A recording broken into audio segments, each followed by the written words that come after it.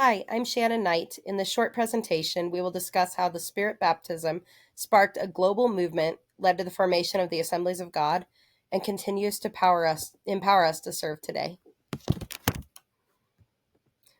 In Acts 1:8, Jesus promises, "You will receive power when the Holy Spirit comes upon you, and you will be my witnesses in Jerusalem and in Judea and Samaria and to the ends of the earth."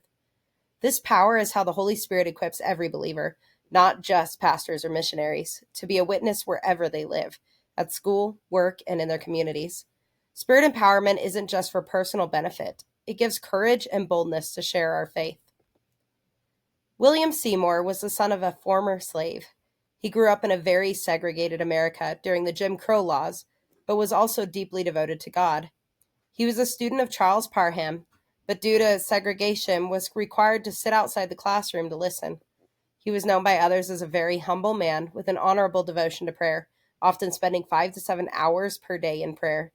He led others to receive the infilling of the Holy Spirit and eventually received it himself in a small home on Bonnie Brae Street. The power was so tangible that people crowded onto a small porch to experience it, until the sheer weight of the crowd caused it to collapse, forcing them to find a new home and leading to the opening of the Apostolic Faith Gospel Mission on Azusa Street.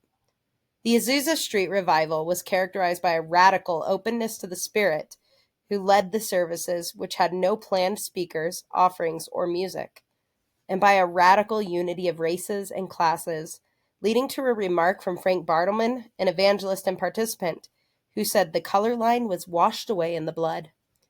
Those who experienced it were empowered to plant churches and share the gospel, which started a movement that spread around the world. After the Azusa Street Revival, leaders recognized the need to work together to ensure doctrinal purity, ministerial recognition, financial accountability, and to coordinate global missions. In 1914, 300 ministers gathered together in Hot Springs, Arkansas, to begin the process which led to the formation of the Assemblies of God. The Holy Spirit was prevalent throughout these meetings and was directly involved in decision-making, even guiding the choice of the name. E.N. Bell, who called for the meeting, became the first general superintendent. Charles H. Mason, a Black leader, was a featured speaker. The groundwork was laid for AG World Missions and for the Gospel Publishing House, which would improve access to the gospel in the U.S. and beyond.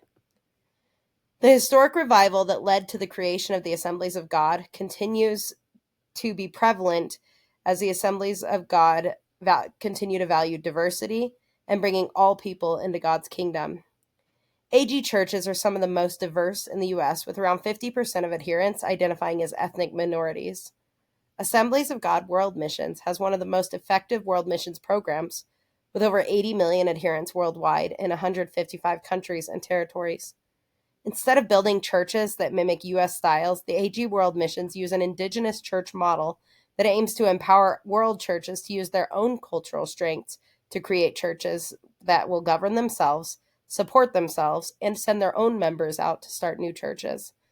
This strategy has been in place since 1921, and due to its success, has been adopted by many other missions programs. The strategy successfully strengthened global missions and national leadership by moving away from Western control.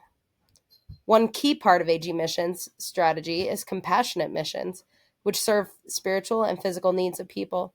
We see this in the life of Albert Norton, a missionary in India whose compassion for those who were hurt and broken led him to realize that a combination of preaching with acts of compassion were necessary to reach the lost.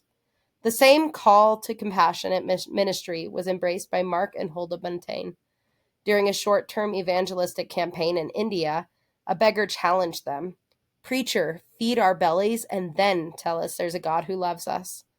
This encounter, along with a trip to a local hospital that was filled with suffering children, led them to establish a major ministry in Calcutta that provided healthcare and education, along with meeting spiritual needs. The work of these missionaries highlights AG's commitment to a holistic ministry.